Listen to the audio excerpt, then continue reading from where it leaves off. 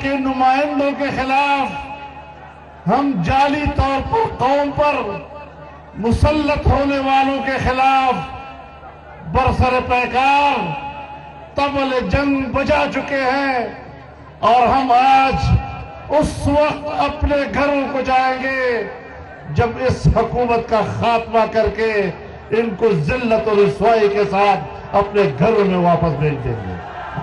نعرہ تکبیر!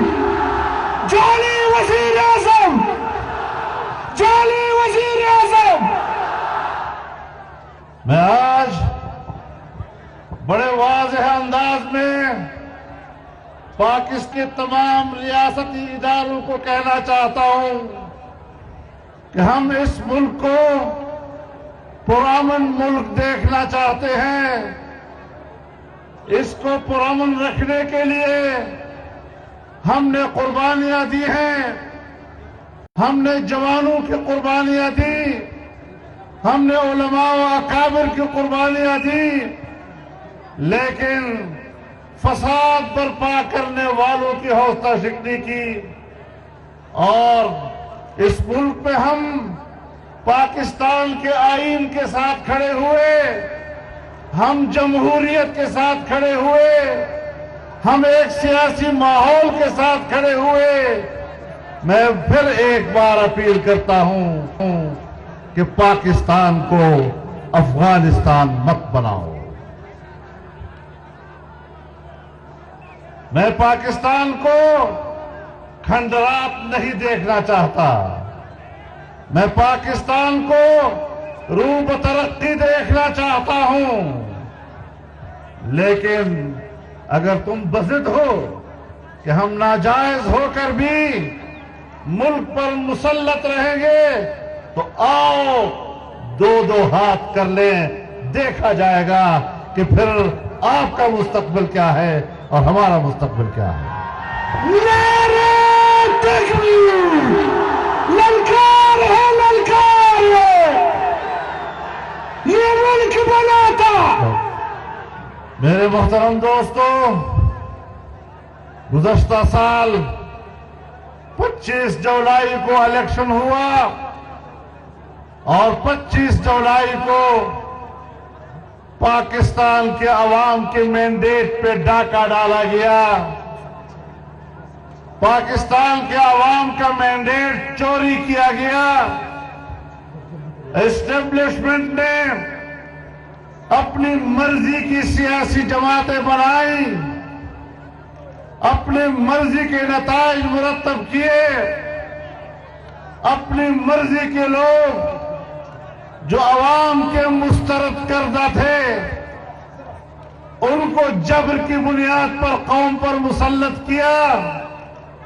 تمام سیاسی جماعتوں نے متفقہ موقف طے کر لیا کہ یہ الیکشن جعلی ہیں، یہ الیکشن خلائی ہیں، یہ حکمران ہمیں قبول نہیں ہے، بدترین دھاندلی ہوئی ہے۔ الیکشن کمیشن شفاف اور غیر جانبدار الیکشن نہیں دے سکا ہے۔ دوبارہ انتخابات کرائے جائیں۔ اس متفقہ موقف کے بعد اپنی جگہ پر کی موقف طے ہے، لیکن اس موقف کو زندہ رکھتے ہوئے عوام کے ساتھ مسلسل رابطے میں جمعیت علماء اسلام اور متحدہ مجلس عمل کی جماعتیں رہیں، اور آج میں آپ کو بتانا چاہتا ہوں کہ کوئٹے تک ہم نے سفر کیا ہے اور کوئی 15واں یہ ہمارا ملین مارچ ہے۔ پورے ملک کے عوام میں ہم نے بیداری پیدا کی ہے، اور آج آپ کا یہ اجتماع جس کے طول و عرض کا اندازہ لگانا مشکل ہے، یہ پبلک کی آواز ہے، یہ عوام کی آواز ہے، یہ ملک کے گلی کوچے کی آواز ہے، اور اس آواز کو سمجھو۔ یہ نوشتہ دیوار ہے، اس کو پڑھ لو۔ آپ نے دیکھا کہ اس موقف کو طے کرنے کے بعد ہم نے اس ملک میں کیا دیکھا۔ ایسے حکمران جو جبراً مسلط ہوتے ہیں۔ رسول اللہ صلی اللہ علیہ وسلم کا ارشاد ہے، ستۃ لعنتہم ولعنہم اللہ وکل نبی مجاب۔ 6 لوگ وہ ہیں کہ جن پر میں نے بھی لعنت بھیجی اور اللہ نے بھی لعنت بھیجی، اور ہر نبی کی دعا قبول ہوتی ہے۔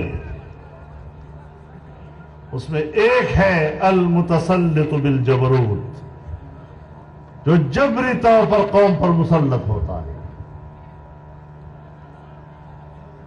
جمہوریت کو ہم جانتے ہیں، کوئی بیوروکریٹ اور کوئی جرنیل ہمیں جمہوریت کے معنی نہ سکھائیں۔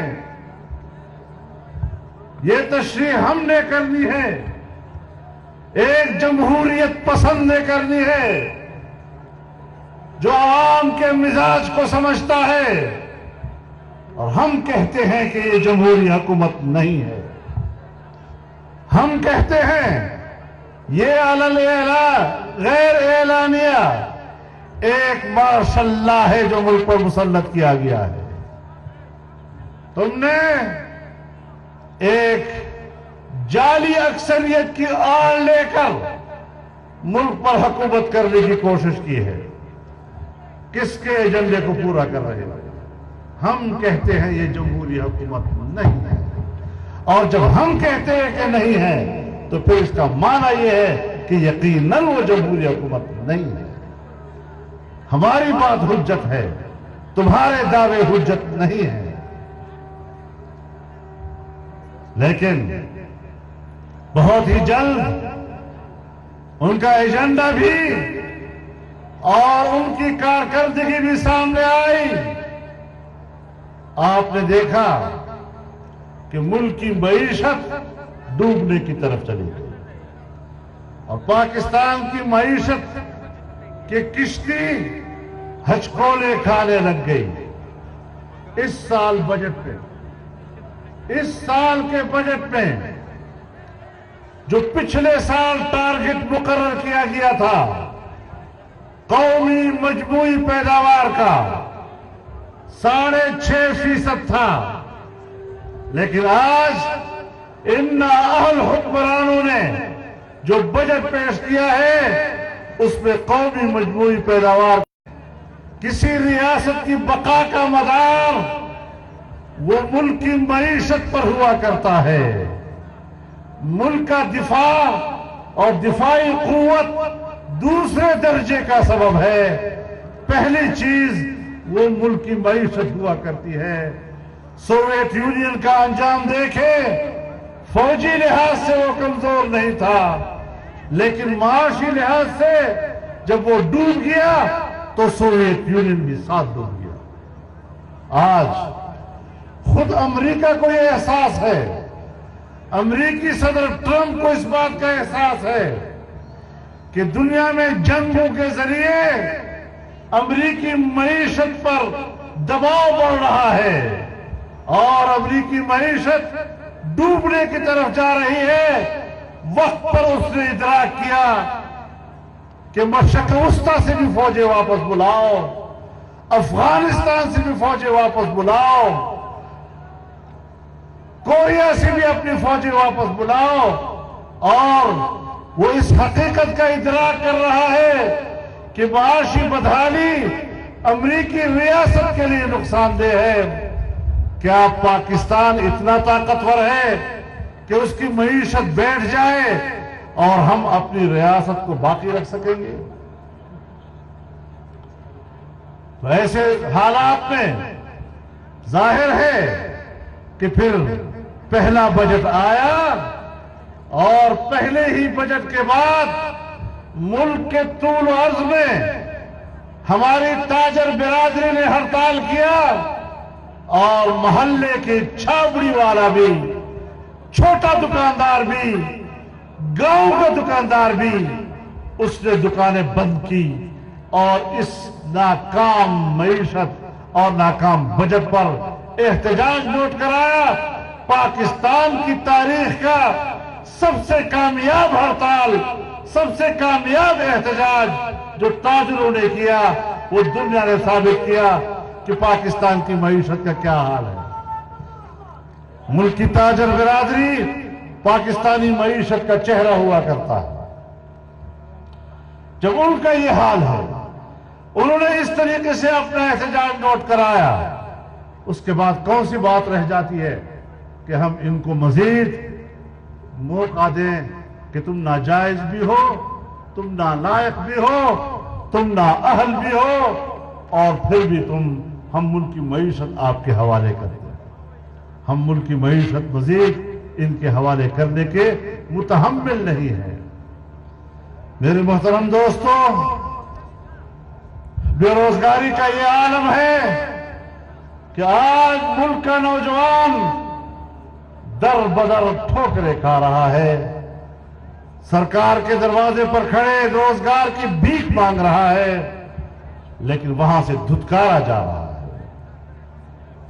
ملک کا نوجوان آج بے روزگاری کے ہاتھوں خودکشی کرنے کے لیے تیار ہو گیا ہے۔ اس کا مستقبل تم نے تاریک کر دیا ہے۔ تم نے دعوے کیے کہ نوجوان ہمارے ساتھ ہے، نوجوان نے تم سے امیدیں وابستہ کی، لیکن گزشتہ 7-8 مہینوں میں تم نے جس طرح ملک کے نوجوان کو مایوس کیا ہے، تعلیم یافتہ نوجوان کو مایوس کیا ہے، جس طرح تم نے ان کو بے روزگار کیا ہے، شاید پاکستان کی تاریخ میں کبھی اس کی کوئی مثال مل سکتی ہو۔ میرے محترم دوستوں، آپ نے دیکھا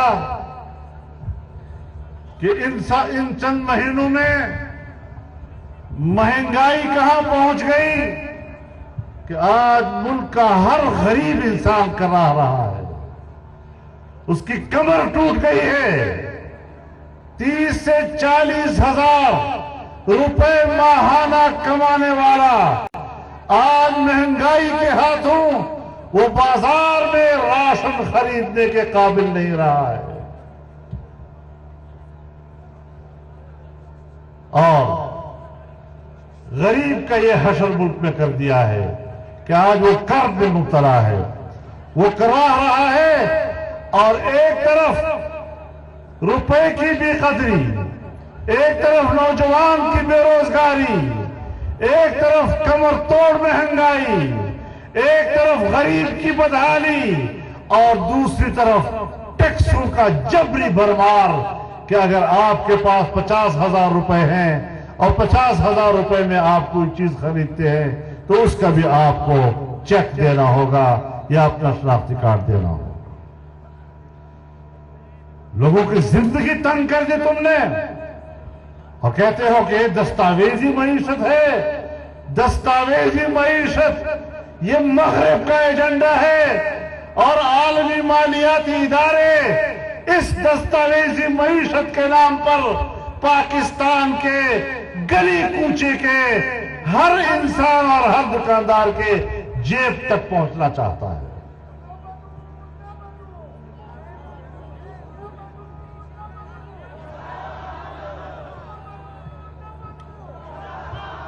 میرے محترم دوستوں، آج ملک کا وکیل چیخ رہا ہے، وہ سمجھتا ہے کہ یہ ملک قانون کے مطابق نہیں چل رہا، یہ قانون کی حفاظت کرنا چاہتے ہیں۔